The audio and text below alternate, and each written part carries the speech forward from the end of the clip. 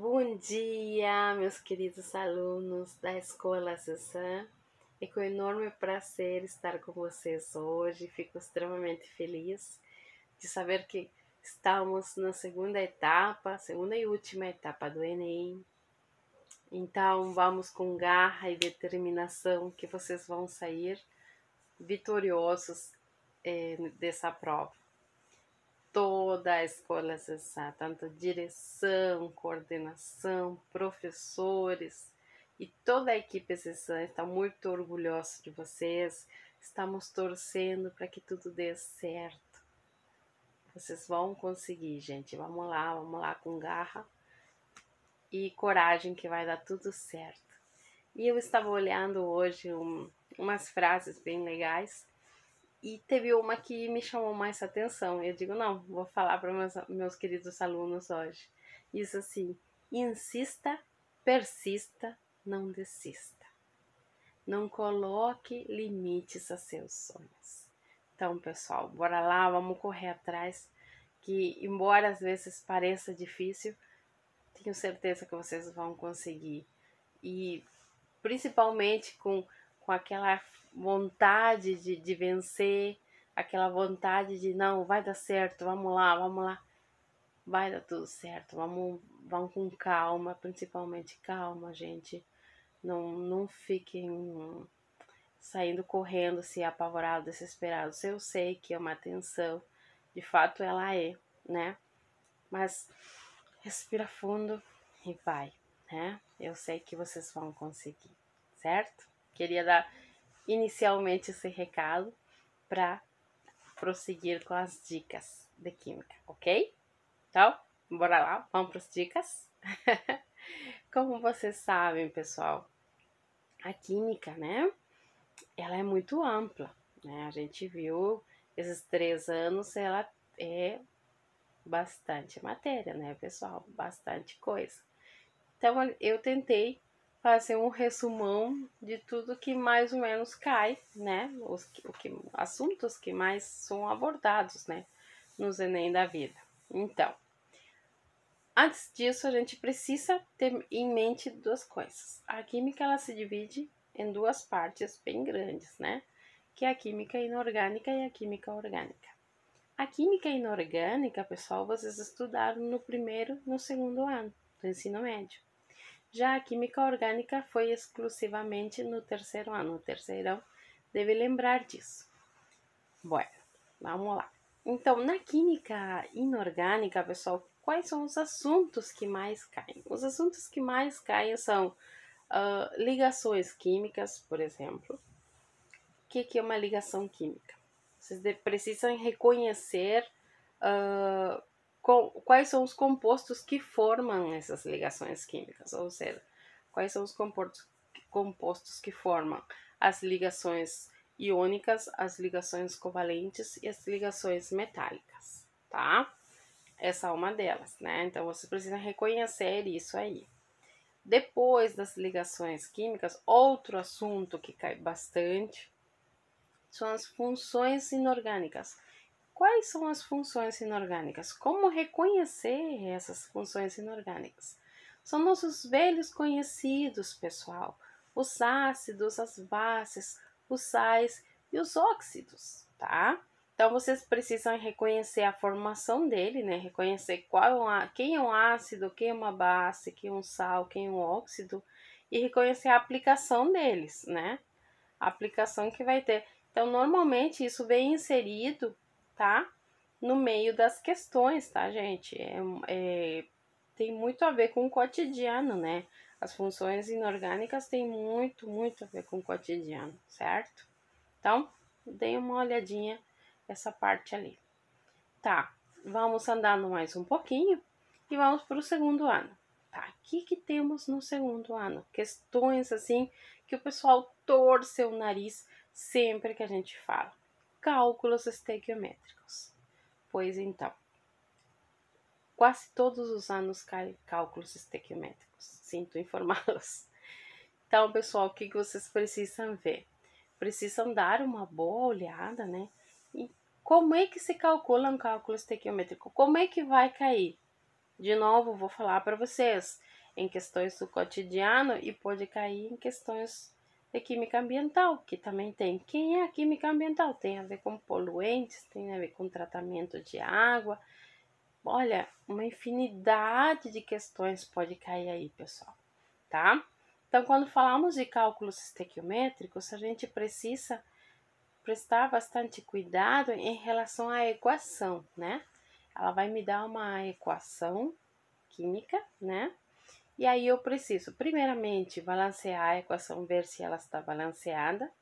Depois, ver se os coeficientes estequiométricos estão certos, certo, né?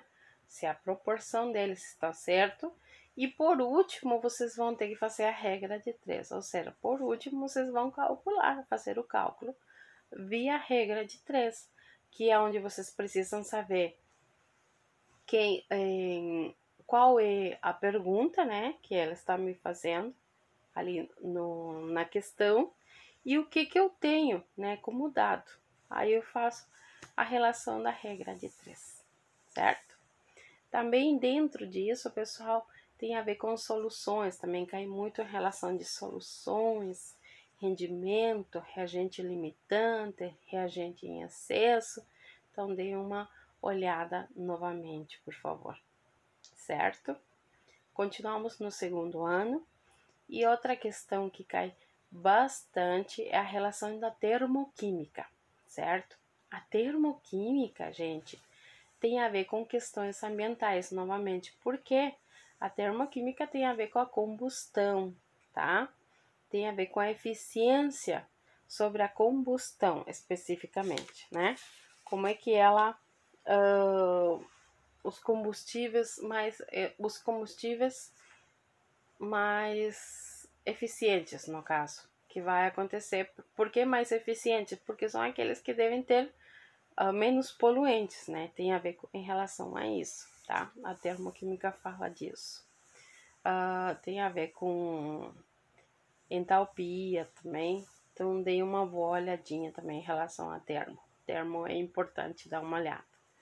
Depois de termoquímica, pessoal, tem a eletroquímica. Então, essas questões quase sempre caem, né? Quase sempre caem.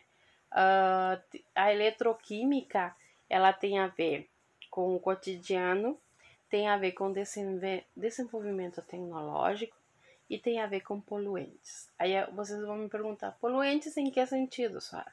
Poluentes no sentido das pilhas, né? As pilhas têm a ver com descarte que acontece, né? O devido descarte, né? Que não é só pegar e jogar no lixo, não. Tem um local específico que a gente precisa levar as pilhas que já não utilizamos, tá? Então, tem a ver com isso, tem a ver com a eletrólise, como acontece o processo das pilhas, o processo da eletrólise, eles são diferentes, né? Tem a ver com galvanização, tem a ver com metais, né? O processo de corrosão e proteção de metais, né? Então, são questões bem importantes que caem, né? Isso em relação a eletroquímica, certo? E por último, tá, pessoal? Por último, tem a relação, vamos para o terceiro ano. Por último, vamos para o terceiro ano, né? E ali cai a relação de quem? Química orgânica, tá? O terceirão tá careca de ver a química orgânica. A gente viu bastante, a gente frisou bastante. Eu sempre incomodei muito eles. Pessoal, vocês precisam saber reconhecer as funções orgânicas, tá? O que é uma função orgânica? Pessoal, a gente viu que as funções orgânicas eram os hidrocarbonetos, né?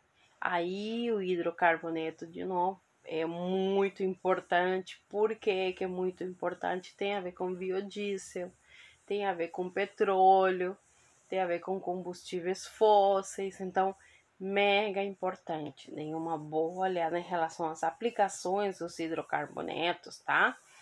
Vamos ver as propriedades que tem, a solubilidade entre eles. É muito importante. Lembra aquele semelhante dissolve semelhante. É muito importante as propriedades deles, tá?